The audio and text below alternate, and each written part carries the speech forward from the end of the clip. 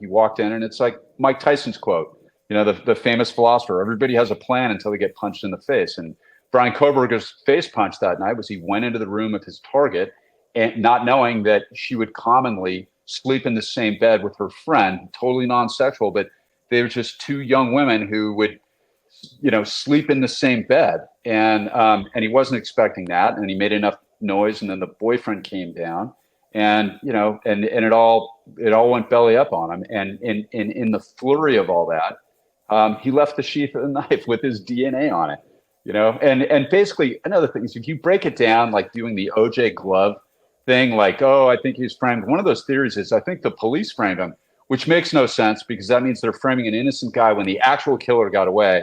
Newsflash, everybody, no cop wants to do that because that means the bad guy actually gets away and they're going to kill somebody else and it's going to be your fault. Okay. But if you take that just like one or two logical steps down the line, if they're going to frame Kohberger for that, doesn't that mean kind of like the glove and OJ that the cops had to commit the murder themselves? Like it is utterly absurd. It goes nowhere.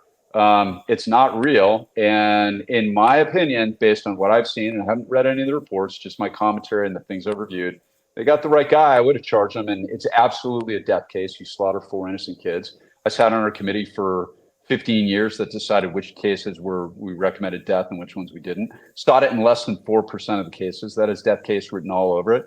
And, in the state of Idaho, they might actually execute him one day.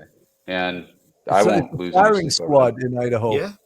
It's one of the options. It's one of the options. I think they can elect it. Yeah. Which also gives you a little, I think that was passed by the voters, if I'm not mistaken, which gives you a little bit idea of the jury veneer in that state. I don't think they're going to have any problem with the evidence in this case or the aggravating circumstances when they weigh it for death versus LWOP. Matt, one of the things, and look, I mean, obviously I'm playing devil's advocate. I believe everything you just said, but some of the people that don't believe what you just said, how can you explain, Matt, that he didn't get any blood in his car, that they didn't find the murder weapon, that he didn't cut himself, which is very highly likely when you stab 4 people to death? Yeah, well, for one thing, sure. Sorry, I didn't mean to interrupt you. No, I just say if you stab that many people, usually you're going to cut yourself. Yeah, I don't actually know what it's called on a K-bar. I know on a firearm, it's a flange, right? It's the hilt. The hilt. Yeah, the hilt. There you go. So you're talking about again, it's a stabbing implement designed 150 years ago by the Marine Corps for stabbing human beings. It's not a kitchen knife, and that's in DV or domestic violence murders. Yeah, you bet. Like or OJ, very very common that when knives are used in a homicide. It's a knife that is not designed. It's a pocket knife. It's a folding knife, and there's nothing that's going to stop the sliding. Those little square things for your viewers that are on swords and knives. That's not just to put it in a sheath and to hold it there. That's to stop bloody hands. It's for the specific purpose of stopping bloody hands from sliding onto the blade. And long before firearms, people have been stabbing each other with metal instruments for thousands of years. So that's something that we figured out about 1,500 years ago, and that's the way they designed the K-bar. So it's designed not to let your hand slide. So yeah, I have no problem with that weapon being not resulting in a cut. Doesn't look like he killed 3 young women who were all heavily intoxicated, and a young man who was completely surprised by what he saw. So you got 3 young women. Are they going to fight hard enough that they're going to turn the knife against him? No, apparently not. And then, you've got, the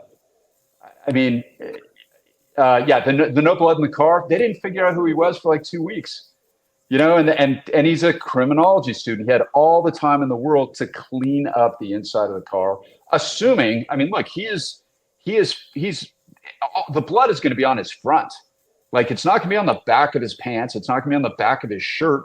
He's killing them face forward. Assuming it's him, right? Like presumed innocent, all that. But so if he sits in his seat, how much blood transfers are going to be for that? And he's got, I don't know how 3-4 weeks before they arrested him. I haven't looked at a calendar to see the dates. He's got weeks to clean up his car.